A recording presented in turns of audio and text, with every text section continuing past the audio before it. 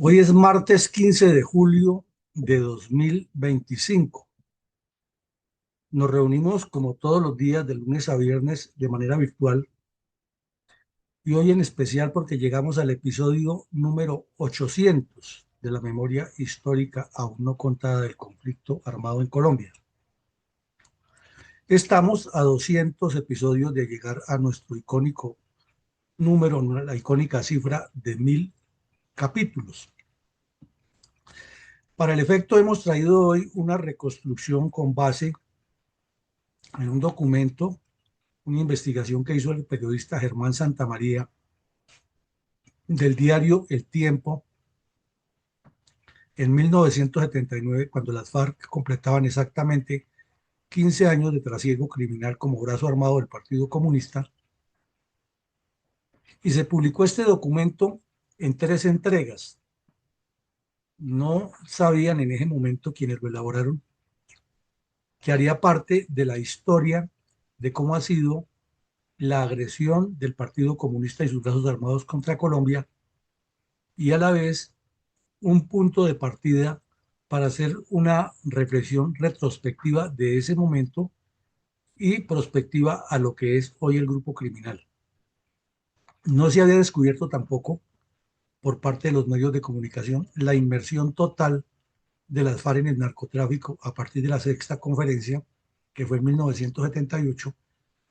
y tampoco se había tocado a fondo la razón por la cual hubieran dejado de ser, como el periodista dice en el escrito, unas cuadrillas de andrajosos campesinos con alpargatas a unos terroristas bien uniformados y con armas, inclusive en algunos casos mejores que las que tenían las fuerzas militares. Vamos a los detalles. ¿Cómo no, mi coronel? Buenos días para todos. Felicitaciones. ¿Cuál fue la grave revelación que hizo la Secretaría de Educación de Bogotá acerca de las nefastas infiltraciones comunistas en las aulas escolares de los niños bogotanos en mayo de 1979? Ya para ese año, el señor Durán Duzán había sido ministro de Educación y ha sido alcalde de Bogotá. Y desde los dos cargos, este señor, Hernando Durán Duzán, que además como parlamentario lo había hecho, inclusive le dedicamos un capítulo aquí, había denunciado la infiltración del comunismo de manera grave en diferentes escenarios de la vida política, social y cultural del país. Había dicho inclusive que muchos educadores al servicio del Estado eran delincuentes de las FARC o del Partido Comunista que estaban, palabras textuales, envenenando a los niños, inculcándole odios contra la sociedad. Para 1979, la secretaria de Educación de la capital de la República era la señora Pilar Santamaría de Reyes, una dama muy conocida en la vida social y política de la ciudad y del país. Y ella fue mucho más allá y repitió casi textualmente la frase de el señor Durán Duzán y le agregó que estos maestros de tendencia izquierdista estaban envenenando a los niños, inculcándole odios contra la sociedad, la familia, el gobierno y contra los principios y valores universales y nacionales. Eh, el historiador Alirio Gómez Picón, que era muy conocido, uno de los columnistas más conocidos que han tenido los medios de comunicación y una de las personas que más ha escrito sobre la historia colombiana, publicó en el diario El Tiempo una crítica muy fuerte a, a esa situación y resaltó que si era posible, que cómo era posible que si en la Universidad Nacional el señor Alfonso López Michelsen había colocado a un comunista y que en ese tiempo eh, era mm, común ver cómo crecían los rasgos de violencia, ya que profesores de la Universidad Nacional le han enseñado a los estudiantes era en lugar de sus materias, las técnicas de elaborar lo que llaman las papas bomba, las bombas Molotov, organizar células terroristas de combate, pero que en cierta forma ya eran mayores de 18 años, eran mayores de edad y tenían un poco más de libre albedrío para tomar sus decisiones. Pero lo aterrador era que esta misma clase de educación la estuvieran recibiendo niños y adolescentes en los colegios del Distrito Especial de Bogotá, como se llamaba en el tiempo, no se llamaba Distrito Capital, sino de Distrito Especial, y que inclusive tenía las pruebas que en algunos colegios del distrito financiados con recursos del Estado, los exámenes que algunos maestros le colocaban a los estudiantes, y lo dijo textualmente la señora Pilar Santamaría, eh, era verificar cómo se elaboraba una bomba Molotov y con eso le calificaban el asunto, la materia a los jóvenes. El exalcalde Durán Duzán volvió y ratificó que de eso se trataba, pero de manera increíble no pasó a mayor eh, trascendencia. El M-19 estaba en boga, había acabado de pasar lo del robo de las armas. El autodefensa obrera, como ya lo hemos visto, estaban en el juicio de los hermanos Camelo. La brigada había capturado unos curas bandidos que eran del autodefensa obrero y les habían salido defensores de oficio por todos lados. Y las noticias se divergían por otros caminos. eh, y curiosamente, en los mismos días el Tiempo estaba publicando esa crónica de que las FARC completaban 15 años de terrorismo comunista y cómo iban creciendo. Y coronel,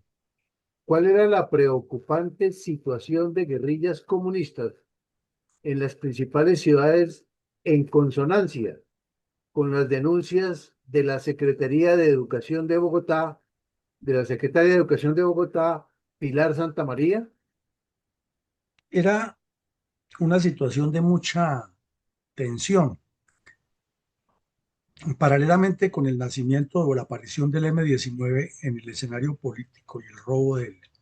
la espada de Simón Bolívar, el secuestro de los miembros de la embajada o del cuerpo diplomático en la embajada dominicana, el robo de las armas, secuestros de varias personas, asesinato de José Raquel Mercado, la autopublicidad que se daba a Jaime Bate Mancayón y toda lo que era en ese momento noticia. Los demás grupos terroristas urbanos estaban disparados y miembros del Servicio de Inteligencia Militar del Ejército adscritos a la 13ª Brigada tenían ubicada a una célula del EPL, además de estar trabajando contra las células urbanas de las FARC. El M-19, a falta de trabajo, entonces aparecía el EPL también cometiendo crímenes. Y una noche, aquí en Bogotá, los agentes de inteligencia capturaron a un sujeto que le venían siguiendo la pista, que era un estudiante de una universidad y estaba plenamente identificado como miembro del EPL. Entonces, cuando le registraron lo que llevaba en el bolso, la tula, le encontraron unos documentos y unas pruebas que lo comprometían muchísimo con la guerrilla. Le preguntaron al joven que qué estaba haciendo a esa hora por la calle y qué era lo que iba a hacer. Entonces confesó que se iba a encontrar en un sitio con otro bandido del EPL para coordinar una acción violenta en la ciudad. Los agentes, como no había en ese tiempo un sistema de comunicación tan efectivo como el de ahora, pues motu propio le dijo, pues llévenos a donde esté el otro, y fueron, y en el momento que lo encontraron, lo requisaron y le encontraron unas municiones eh, y más propaganda, y entonces el primer capturado dijo, sí, él es el jefe mío, estamos organizando una actividad aquí en Bogotá. En ese momento, el delincuente se le abalanzó a uno de los que lo estaba rodeando y lo arrojó al piso. Entonces, el otro agente reaccionó y trató de cogerlo y también lo golpeó. Razón por la cual el tercero vino y trató de doblegarlo y el sujeto eh, le intentó quitar el revólver que tenía el agente de inteligencia y en el forcejeo le propinaron un disparo en el estómago. ¿Quién dijo miedo? Increíblemente, todos los medios de comunicación publicaron la noticia, era que había habido una muerte de un estudiante. Nunca dijeron la muerte de un terrorista, nunca. Y lógicamente la mamá y los hermanos armaron el escándalo. Entonces el general Miguel Vega Uribe, que era el comandante de la brigada, que era un hombre de carácter, que no le temblaba el pulso, salió a los medios de comunicación e hizo la misma descripción y dijo, no era un estudiante, era un terrorista, tenía antecedentes de haber cometido crímenes. Sin embargo, a pesar de que intentó agredir a los miembros de la fuerza pública, inclusive forcejeó con ellos, eh, tan pronto cayó herido, lo llevaron al hospital militar y allí ya no fue posible salvarle la vida, pero se hizo el procedimiento como era, respaldo completamente a los suboficiales que hicieron la operación. Fue un trabajo lícito, legítimo, y el delincuente era un terrorista, no solamente era un estudiante. Eso no paró ahí. Eh, el periódico El Tiempo, en lugar de hacer un editorial relatando lo que decía su periodista eh, Germán Santamaría acerca de lo que estaba ocurriendo, cómo han crecido las FARC, le dedicó fue a que había que investigar muy a fondo a la Brigada de Institutos Militares, porque al parecer había habido un acto irregular y que, peor todavía, que el general Vega Uribe hubiera ordenado capturar a dos curas bandidos que estaban relacionados con el mm, grupo Autodefensa Obrero, ya que ellos habían sido era víctimas de un engaño de uno de los miembros de esa cuadrilla. Esa doble moral, tanto de los medios de comunicación como de la misma sociedad en general, que no reacciona, son los eventos que hacen que este conflicto se haya alargado y que vemos cómo las FARC fueron evolucionando con un silencio cómplice y con una doble moral de quienes tendrían que contar la historia. ¿Cuál era la doble moral de los medios de comunicación? Que a lo largo del sangriento terrorismo comunista contra Colombia han apostado a Dios y al diablo, acorde con las circunstancias del momento. Lo hemos venido viendo en todos estos eventos, ya hoy 800, que todo lo que ocurrió antes del año 75, 76 en relación con el comunismo armado, los medios de comunicación lo presentaban siempre como bandoleros, forajidos, delincuentes, bandidos, criminales. Y a partir de la época en que subió el señor Alfonso López Miquelsen a la presidencia, ya comenzó a hablarse, a ponerles una palabra bonita, dice que insurgentes, insurgentes políticos, guerrilleros, eh, subversivos. Ya no se les volvió a decir bandidos ni bandoleros. Entonces se nota esa doble moral de los medios de comunicación, cómo fueron cambiando. Y es porque las antiguas generaciones de editoriales o de editores de los periódicos eran personas que para esa época tenían 50 y 60 años. Cuando entraron las nuevas generaciones de Daniel Samper Pizano, de Enrique Santos Calderón, de otros personajes que eran los que escribían y analizaban y que estaban muy inspirados en la Revolución de París del año 68. Entonces ellos vinieron con otra temática y otro cuento, además porque eran amigos de algunos bandidos del M-19, de las FARC, del EPL y del ELN, y comenzaron fue a idealizarlos. Y al idealizar los bandidos fueron ideologizando la información y llegamos al increíble caso que el mismo día que el periódico publicaba terminaba la tercera de tres entregas de cómo estaba ocurriendo realmente el crecimiento de las FARC y lo publicaba ese periódico, en las páginas editoriales hacían lo que acabamos de mencionar y siempre era lo mismo. Entonces luego lavándose las manos para demostrar un supuesto equilibrio de información, entonces se fueron para la vereda Chulavita de Boyacá, donde todavía quedaban algunos viejos conservadores de esos que participaron en la violencia tripartidista y les hicieron también tres crónicas seguidas hablando de lo que han sido los chulavitas, como quien dice, para que los comunistas no se pusieran bravos y dijeran que había equilibrio en la información. Esa doble moral de estos medios de comunicación que entre otras cosas son quienes tienen mucho que perder en caso de que el comunismo suba, porque el primer paso de todo grupo comunista cuando sube al poder es amordazar la prensa. Son los primeros que pierden y además son gente que tiene recursos y es a los que más impuestos les van a colocar. Pero así es la historia y eso es lo que tenemos en, en ciernes. Coronel, ¿cuál era la distribución geográfica de las FARC en mayo de 1979 y qué injerencia tuvieron el Partido Comunista y el narcotráfico en el crecimiento de ese grupo criminal al cabo de 15 años de existencia narcoterrorista? Pues que el 24 de mayo de 1979, el diario El Tiempo inició la primera de tres entregas acerca de lo que era el trasiego de este grupo criminal. Y en primera página, en el periódico El Tiempo, apareció un mapa en el cual se ve la ubicación de las 8 cuadrillas que en ese momento integraban las FARC. Y era la cuadrilla 1 en los límites de Tolima, Huila y Caquetá. La cuadrilla 2 más hacia el sur en los llanos del Yarí eh, y el occidente del Caquetá, con salida al Huila y al Cauca, acompañada de una cuadrilla móvil que de una vez Tiro Fijo la ideó como su seguridad y él se movía también hacia el oriente del departamento. La cuadrilla 3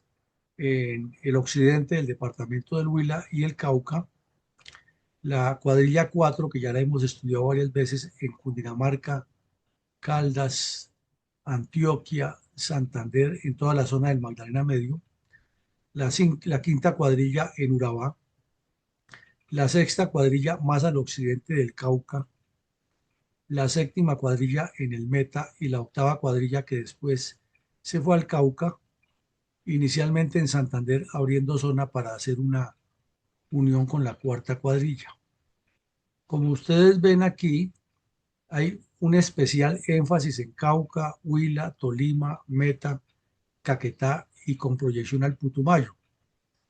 Por esos días también fue capturado en Bogotá un bandido muy conocido en las FARC de nombre Pedro Rivas, Rojas Rivas, alias Cartagena, que había desertado del grupo narcoterrorista y se había desplazado hacia el Ecuador y Putumayo con el fin de formar una cuadrilla nueva que la llamó el FUPAC, Frente Unido de Acción Putumayense Guerrillera, con el fin de dedicarse al narcotráfico y ahí estuvo en contacto con el M-19 que andaba preparando esos hechos. Todo eso lo relató él ante los medios de comunicación, perdón, ante la inteligencia militar. Cuando el Tiempo publicó esta información, solamente en la crónica escriben que ha desertado Cartagena, que era uno de los jefes de las FARC en ese momento, pero no resaltaron que ya estaban acercándose con los narcotraficantes. Síntesis, vemos que la parte occidental de las tres cordilleras, oriental occidente, la parte sur, perdón, de las tres cordilleras, especialmente de la central y la oriental, fue tomada como el epicentro donde se desarrolló todo el problema con extensión al Sumapaz. Si las fuerzas militares tenían toda esta información y al mismo tiempo los medios de comunicación la publicaban, ¿cómo es posible que los gobiernos no se hubieran dedicado a eso, a combatir en esa zona y que 2 años después de estos hechos el señor Belisario Betancur ignorara completamente lo que estaba pasando y llegó a darles su amnistía y paz a sabiendas que se estaba tejiendo todo un proceso para destruir a Colombia desde esta zona y que esta extensión geográfica indicaba que ya en otros departamentos y zonas el Partido Comunista estaba sistemáticamente preparando o aprestando la llegada de más cuadrillas para avanzar hacia la toma del poder. El coronel, ¿cuál era la organización interna de las FARC en 1979? Bueno, ahí la relata, en ese periódico comienza en ese artículo a resumir que eran 15 años que acumulaban secuestros, asesinatos de soldados. Afortunadamente en ese momento todavía decían meritorios soldados de la patria. Ahora ya es una noticia de tercera página de la última sección del periódico donde nadie la mira, que dice que muerto un soldado. eh, Resaltaban que era el producto del trabajo de la Unión Soviética, que las FARC representaban esa parte fuerte de la disensión que había entre China y la Unión Soviética,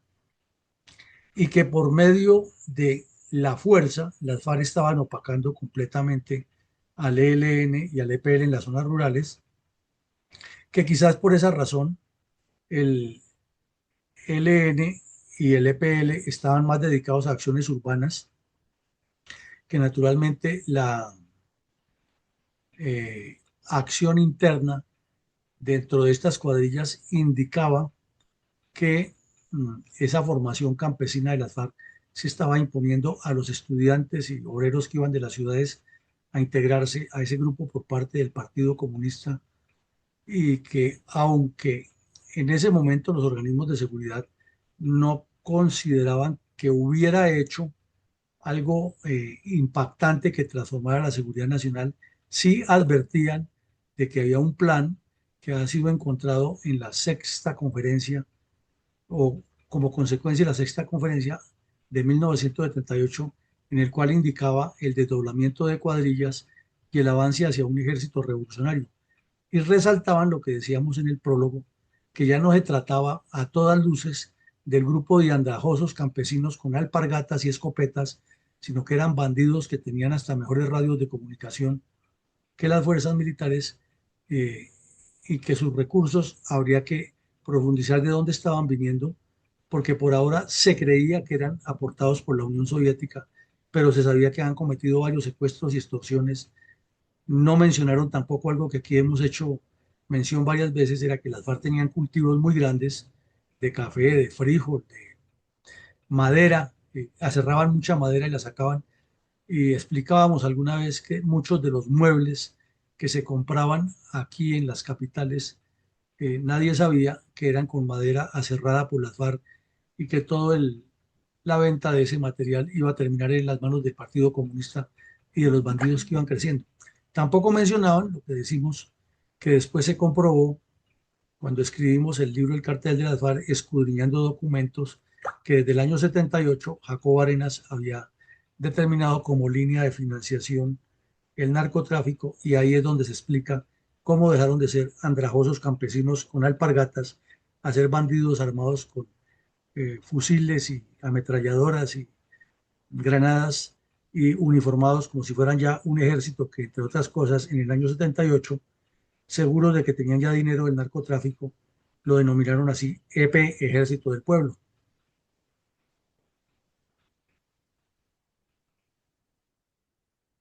¿Podríamos enumerar algunas razones por las cuales las FARC tenían al cabo de 15 años de trasegar terrorista como principales blancos de sus ataques demenciales a soldados, policías e inermes campesinos? Sí, claro, como lo, lo resalta, era una negra y larga historia fatídica que contaba desde cómo, cuando en la época de los años 50 la violencia tripartidista fue siendo cooptada por el Partido Comunista, se trasladaron hacia algunas zonas y crearon una especie de repúblicas independientes del Pato, Guayabero y Marquetalia. No menciona sino las tres, pero en realidad fueron muchas más.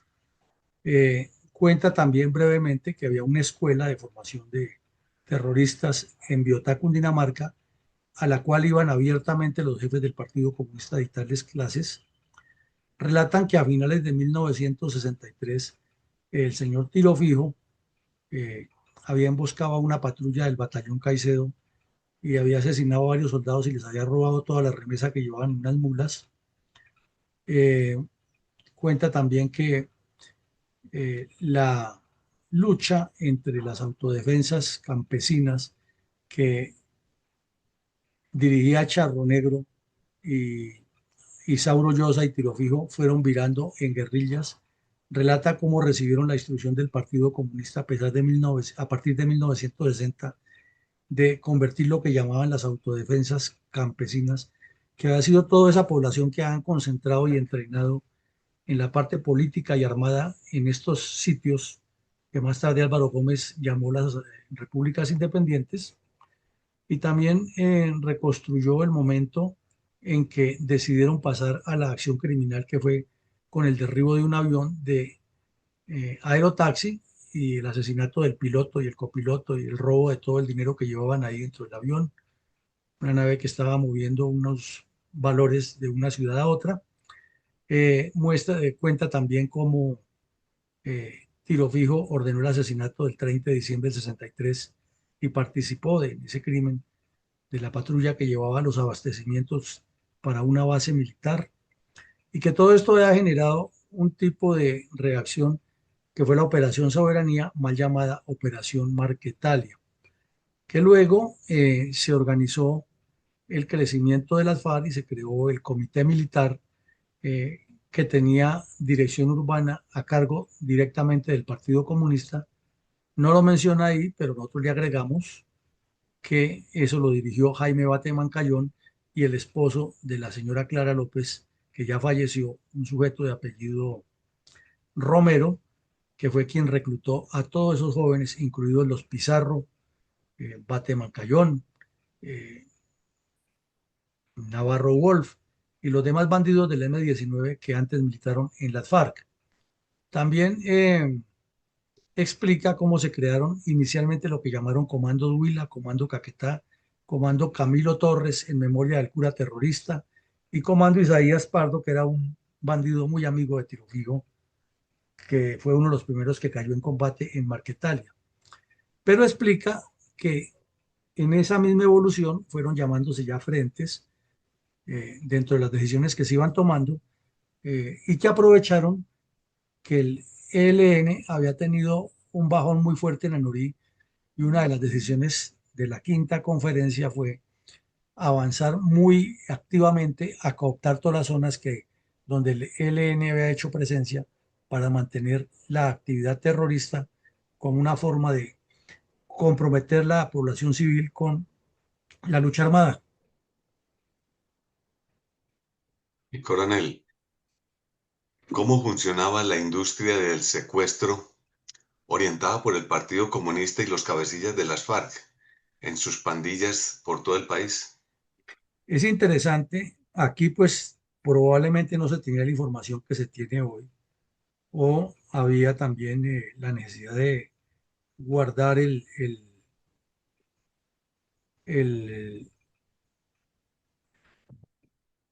secreto de lo que se estaba haciendo.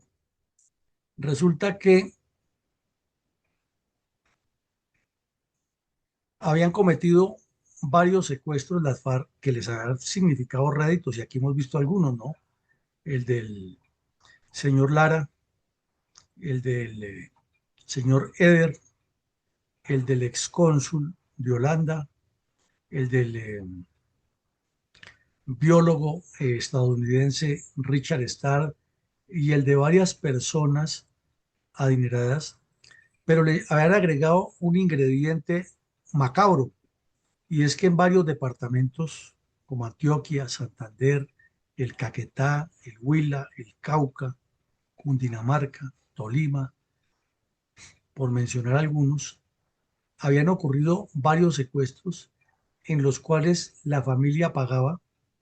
unas sumas elevadísimas de dinero, los bandidos las recibían,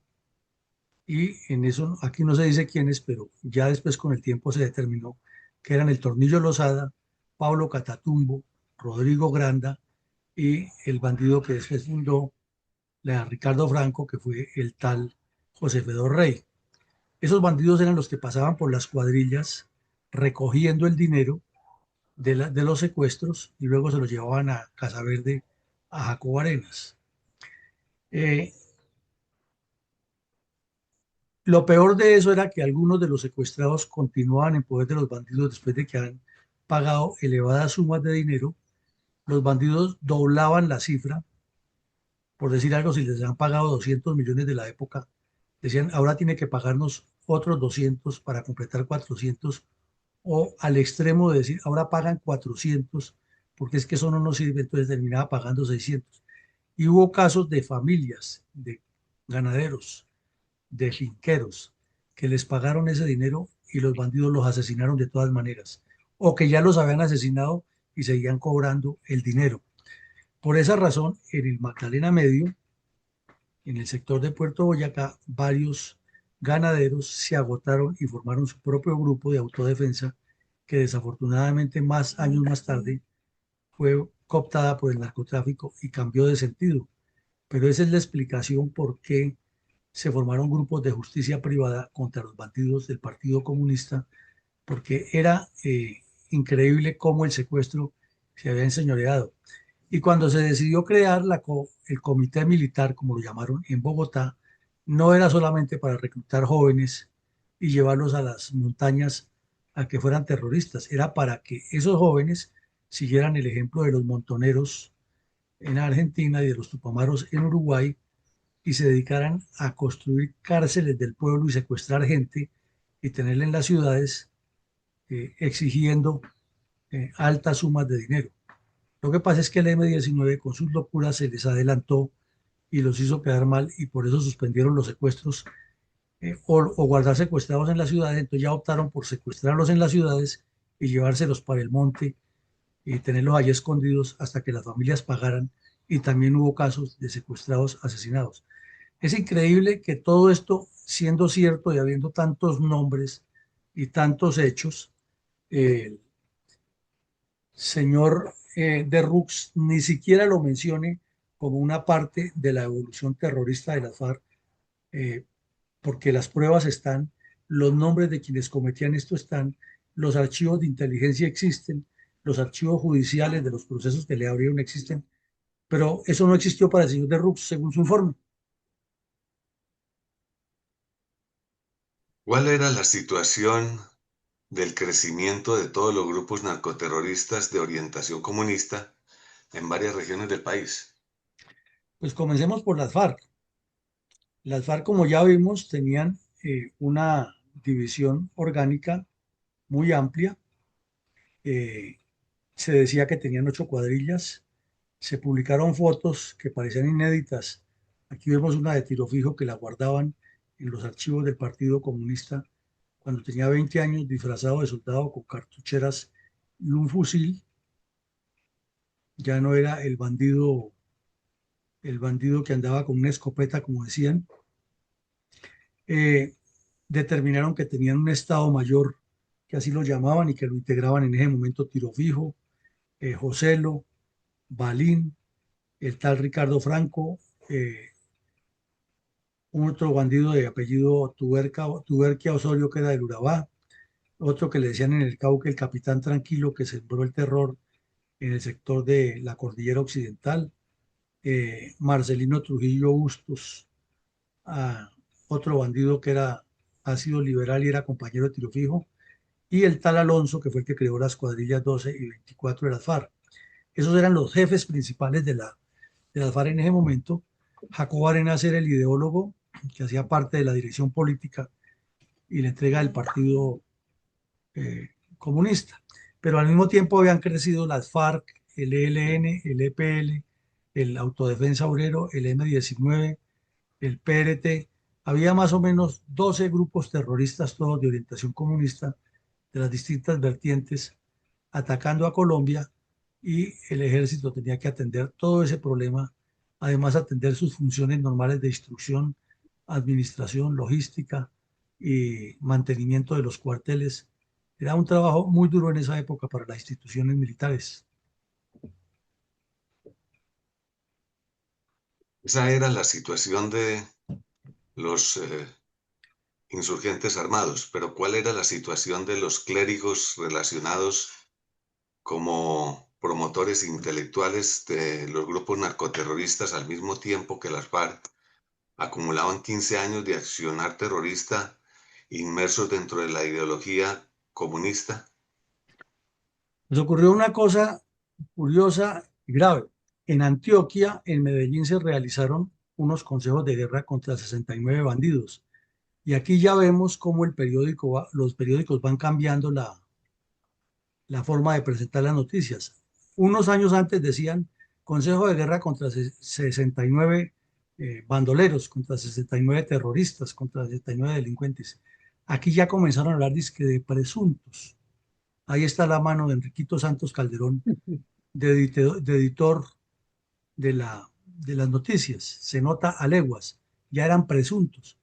Resulta que el ejército había capturado en Urabá a 5 concejales de la Unión Nacional de Oposición que encabezaba en ese momento el señor Víctor Pernia, papá de un distinguido actor de televisión que es muy connotado aquí, miembro del Partido Comunista, obviamente el joven y el papá, que eran los dirigentes políticos de las FARC en la región de Urabá. Y con ese han capturado otros 64 personas relacionadas con el terrorismo comunista. En Bogotá estaban haciéndole el juicio a todos los bandidos del M-19 que han sido capturados por el asalto al Palacio de Justicia, perdón, el robo de las armas al Cantón Norte. Entre los expedientes que había en Antioquia y aquí en Bogotá, sumaban más de 40.000 folios con informaciones y pruebas de todo lo que han hecho estos bandidos. Al mismo tiempo, ya había a unas personas que tocó dejarlas libres por vencimiento de términos o porque no se les podía probar, pero aparecían personajes de la vida nacional que han sido capturados, por ejemplo, un ex magistrado de nombre Tony López Oyuela, un ingeniero Carlos Montañez, que era el propietario de la casa donde se construyó el túnel para robar las armas al Cantón Norte. Él no sabía nada, quedó libre, siempre quedó la duda. Y una señora, María Cristina Salazar de Falsborda, que estaba metida también en cosas oscuras. Esos habían quedado libres, pero los demás estaban en procesos y como vemos ya el titular no es 69 bandidos, sino 69 presuntos guerrilleros. Curiosamente o coincidencialmente, ya lo hemos visto aquí, después del asesinato del doctor Rafael Pardo Huelvas en su propia vivienda, fue capturada toda la célula urbana del grupo terrorista. Entre ellos, un bandido de nombre o de apellido Camelo, que había sido cadete de la escuela militar y que hacía parte del grupo Autodefensa Obrera Comunista, que él era uno de los que ha participado en el asalto. Cuando capturaron a ese bandido le encontraron unos documentos muy comprometedores con 2 curitas jesuitas de la Universidad Javeriana, miembros del Centro de Investigación y Educación Popular, CINEP. El general Vega Uribe dictó la orden de captura e inmediatamente un superior de ellos fue y los presentó personalmente a la brigada diciendo que eran un par de ángeles y arcángeles. Entonces se les siguió el proceso, quedaron detenidos por su condición de sacerdotes, fueron detenidos en el casino de oficiales, algo que nunca compartimos los oficiales, que cuando capturaran un bandido lo llevaran dizque al casino porque tenía título profesional, porque eso era revolver a los oficiales con los bandidos, pero era lo que se hacía en ese tiempo. Y lo llevaron allá a estos delincuentes, le siguieron el proceso, pero no hubo forma de probarles y terminó que era que el señor Camelo los había engañado, que les había hecho un acercamiento hacia los comunistas y que los curitas del CINEP y los jesuitas de izquierdistas que nunca se toman un tinto con la mano izquierda, según ellos, no tenían nada que ver. Sin embargo, uno de los dos era graduado en Lovaina, en la misma universidad que se había graduado el cura Camilo Torres, que era natural de Antioquia, que había estudiado el otro psicología en París, en plena época de la rebelión de los años 60, eh, que era increíble pensar que dos eh, sacerdotes, dos ministros de Dios estuvieran metidos en cualquier acción que fuera contra la ley. Entonces le hicieron la pregunta en el Consejo de Guerra, en el proceso que le estaban haciendo, que ellos qué conocimiento tenían de la infiltración de comunistas en el CINEP, y dijeron que no, que imposible, que ellos no estaban de acuerdo con eso, pero que lo que sí era que había un grupo grande de jesuitas que se ha dedicado a la investigación política, social de la violencia en Colombia, y que había sociólogos, politólogos, teólogos, filólogos y antropólogos que trabajaban en todos estos temas, pero que al curita que venía a representar a los dos curas que estaban señalados de ser delincuentes, no le costaba absolutamente nada que tuvieran ideología marxista. Y uno se pregunta, si eran siervos de Dios y tenían que estar, era trabajando en las comunidades, multiplicando la fe, ¿qué hacían estudiando marxismo y politología y sociología, en lugar de estar en las barriadas y en las comunidades campesinas trabajando por la construcción de la Iglesia Católica? Entonces, de tanto ir y venir, el Consejo Episcopal publicó un comunicado en el cual casi que salía de verle la institución militar a los dos curas detenidos, porque las obras que hizo San Francisco de Asís o las que hizo San Pedro Claver en Cartagena no le llegaban a los tobillos a la dedicación que habían tenido este par de sacerdotes por el pueblo y por el estudio, pero para nada tenían que ver con el marxismo, y había sido Alfredo Camelo, el ex cadete de la escuela militar, el que los había engañado y los había convencido de ser eh, los vehículos para publicar en la revista del CINEP unos documentos que afortunadamente la dirección de la revista los había detenido porque eran eh, escritos muy marxistas. Lo que pasó era que ya era tan evidente que tenían que darle otro carisma y otro cariz a esa publicación. Pero finalmente, pues, con presiones políticas de los cardenales y de los obispos y de todos los que hay aquí en Colombia, suponemos hasta del Vaticano, fueron dejados en libertad, pero ahí quedó la huella, y el general Vega Uribe siempre se mantuvo en la raya que ese par de sujetos estaban relacionados con el terrorismo comunista. Con reverencia, admiración y absoluto respeto, en memoria de todas las personas que fueron asesinadas por los bandoleros que desataron las oleadas de violencia tripartidista contra los colombianos desde la década de 1960 en adelante, y especialmente la barbarie por los narcoterroristas de las FARC, que hablaban de luchar por los pobres, por los campesinos por transformar las sustanciales fuentes de los colombianos. Guardemos un minuto de silencio.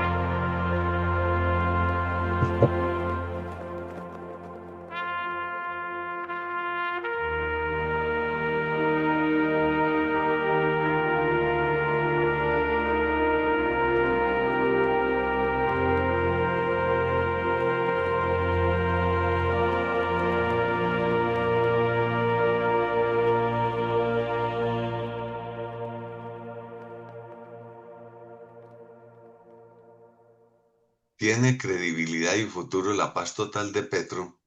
si vemos en detalle el resonante fracaso de sus livianos negociadores con los grupos narcoterroristas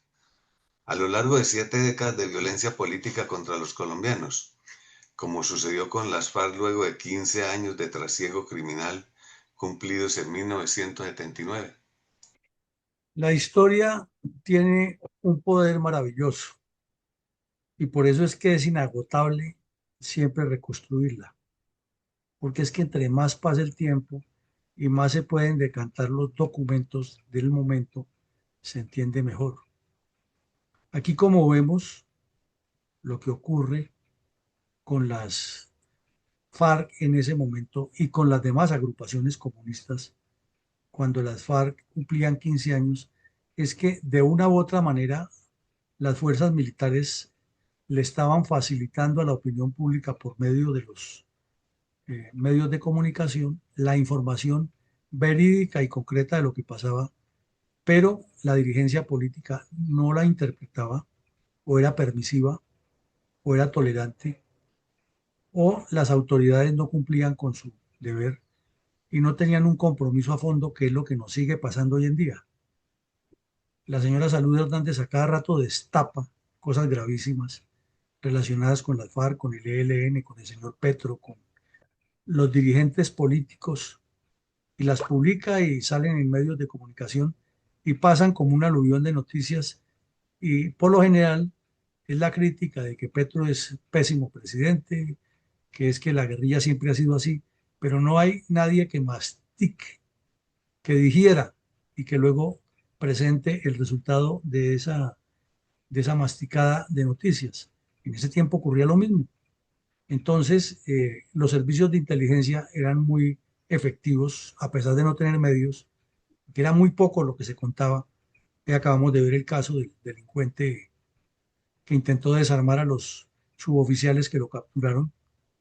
Sin embargo, se cumplía con la tarea y se lograba la ubicación de los bandidos, se capturaban, se analizaban los documentos y se desentrañaba todo lo oscuro que estaba pasando, pero nadie le ponía cuidado. La dirigencia política en ese momento seguían pensando en prolongar el Frente Nacional y seguirse repartiendo el poder. Los comunistas sí sabían lo que querían. Eh, Gravísimo, por ejemplo, que la Secretaría de Educación de Bogotá salga y diga ante los medios de comunicación que en los colegios de Bogotá el examen final de una materia por parte de un profesor era verificar si los estudiantes habían aprendido a hacer una bomba Molotov o no, o que el alcalde y el exalcalde y exministro Hernando Durán Dusan ratificara lo mismo porque lo había dicho antes, que esa noticia tan grave fuera apenas parte de un comentario editorial y no hubiera sido producto de una crónica mucho más larga, y que se hubiera entrado a indagar a fondo tanto por los medios de comunicación como por la justicia colombiana. Tampoco es explicable que la justicia penal militar tuviera que asumir tantos problemas al mismo tiempo que tenía que seguir cumpliendo con la función institucional, y que tan pronto caía el decreto de estado de conmoción o estado de sitio, inmediatamente todos esos procesos pasaban a la justicia civil, donde estaban los cómplices de los bandidos y los dejaban libres por cualquier estupidez, que fue que le faltó el punto y coma, que le faltó el oficio, que fue que el día que lo llevaron y lo pasaron del cuartel de la Cuarta Brigada al Batallón Girardot, faltó un oficio que dijera específicamente que lo trasladaba, y que simplemente está en que un día estaba allí detenido y el otro allá, y que con falta de ese oficio entonces hubo una violación del debido proceso para el defendido y para afuera, que los curitas estaban metidos hasta los tuétanos en el terrorismo, pero que el superior de ellos decía que eran unas grandes personas, y que era que el CINEP tenía muchos politólogos y muchos, en lugar de estar cumpliendo con su función para la que fue creada la Iglesia Católica. Entonces, así es muy difícil que si, mientras la institucionalidad falla, y de remate hoy que tenemos a uno de esos que hizo parte de toda esa violencia y a otros de los mismos que fueron los terroristas de la época y ahora son congresistas, eh, con curula de dedo otorgada por el señor Juan Manuel Santos, que representa a toda esa descomposición de la dirigencia, sea posible resolver este problema. Así no se puede. No se puede porque todos los vectores apuntan en contra de Colombia, y solamente las fuerzas militares y la policía poniendo el pecho no van a tener la capacidad suficiente nunca de resolver este problema. Eso se requiere acción integral de la sociedad, del Estado, de los ministerios, particularmente el de educación, de un combate frontal al comunismo con su idea eh, desarticuladora de la sociedad y una construcción de un país con una visión diferente. Lo demás será seguir navegando en el mismo problema de siempre. Sigamos con su comentario de hoy, coronel. ¿Cómo no, mi coronel? Mi titular del día de hoy se denomina Los horrores propios del comunismo y su aplicación con las FARC. Hemos tocado hoy el núcleo de la célula maligna, la cancerígena, la de la metástasis pronunciada, la del componente ideológico que envuelve la política y la socioeconomía para, mediante la eliminación de la propiedad privada y la creación de una sociedad sin clases sociales,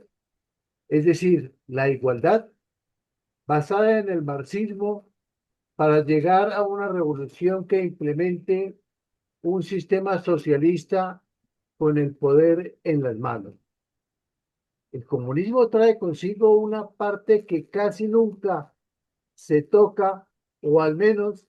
se evita para no mostrar la parte amarga y dolorosa en la implantación de esto. Existen registros mundiales de más de 100 millones de personas que perdieron la vida. Esta izquierda es hoy evidente, como siempre, con políticas de tipo represivo, hambrunas, ejecuciones extrajudiciales, violencia generalizada, desaparecimiento de regiones, tribus, comunidades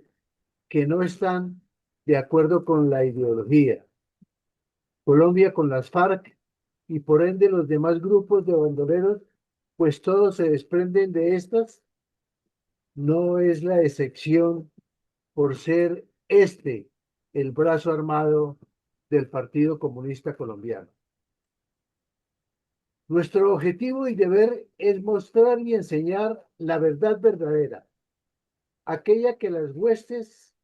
siempre tergiversan, relatan a su manera y cambian al estilo del informe mentiroso del sacerdote de Rux. Por fortuna, existen estos documentos históricos que la Internet ha facilitado para su consulta y son plena prueba evidente de quién o quiénes somos los que tenemos la razón. He aquí el comunismo, el mismo que sin casualidades aparece camuflado, operando en la sombra, clandestinamente, por más de 70 años en nuestro país. Pero ¿cuál ha sido el aporte del Partido Comunista y las FARC a estas ansias de poder violento? Las estadísticas a 2018 registran más de 450.000 homicidios, pero la cifra se estima en 800.000 víctimas, más de 121.000 desaparecidas, secuestrados más de 55.000 y además casi 8 millones de víctimas de desplazamiento forzado, donde el principal actor victimario son las FARC, los mismos que aprovechan el mal pactado acuerdo de paz de Santos, donde con un sinnúmero de prebendas y condicionamientos, hasta su propia Corte de Justicia, lograron imponer con la exclusividad a todo costo de perdonar sus crímenes y burlar las víctimas y sus familias de esa violencia generalizada en todos los rincones de la patria. Nada se escapa. Las víctimas se suman en mayoría en militares, lista en mano, 269.573 víctimas, de las cuales 18.841 militares muertos, 5.707 desaparecidos y 316 secuestrados no reconocidos o no incluidos por la JEP. Estos militares son armados en combate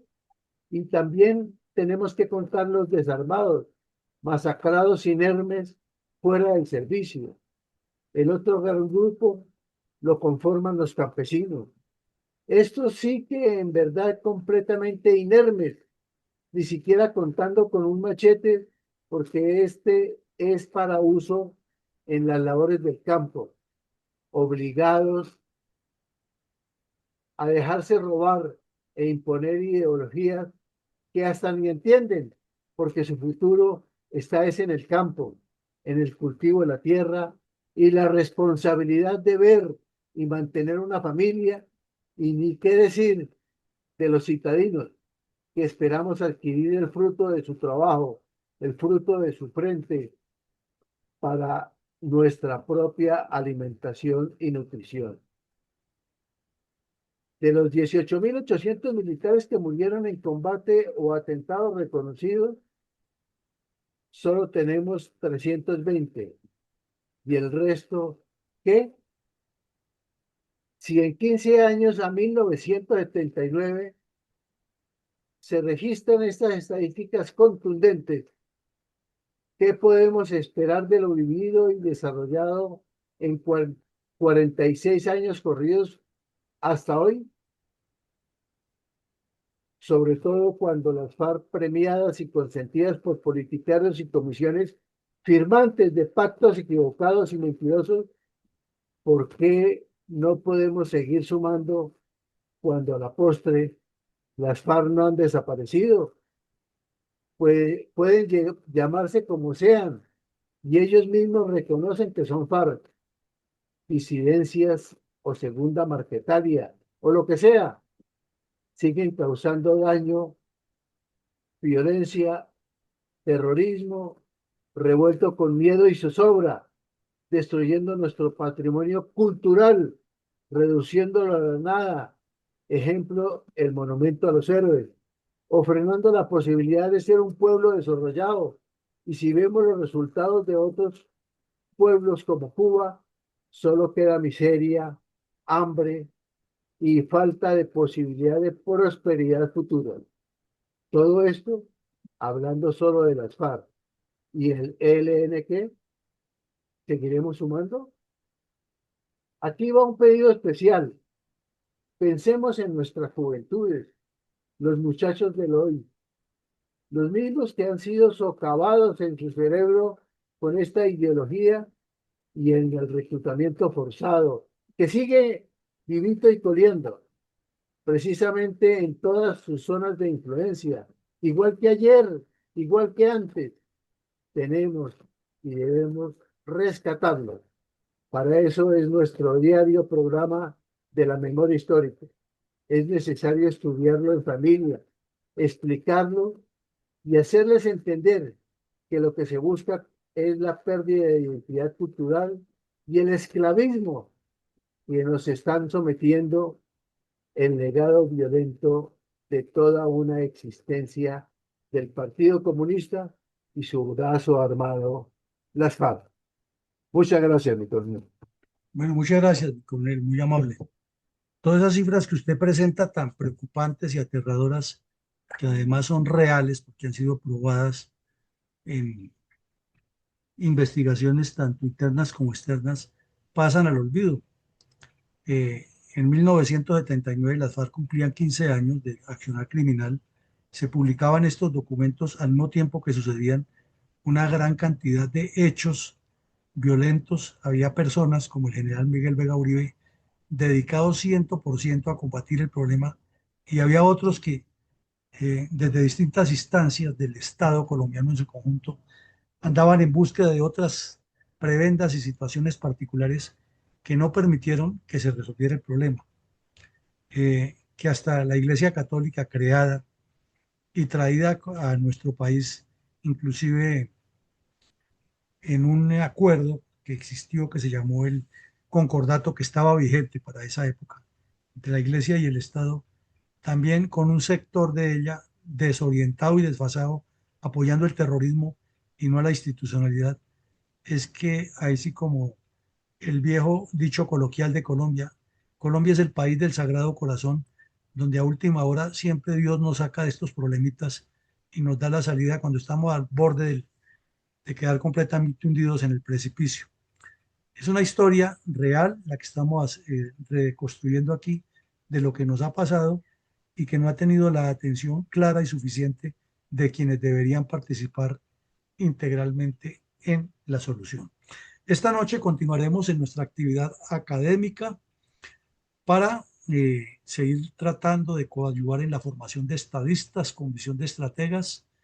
y mañana nuevamente nos veremos aquí con el episodio 801 porque la tarea sigue. Feliz día para todos, que Dios nos acompañe y nos ilumine siempre. Gracias, feliz día para todos. Amén. Muchas gracias. Igualmente a todos, gracias. Gracias.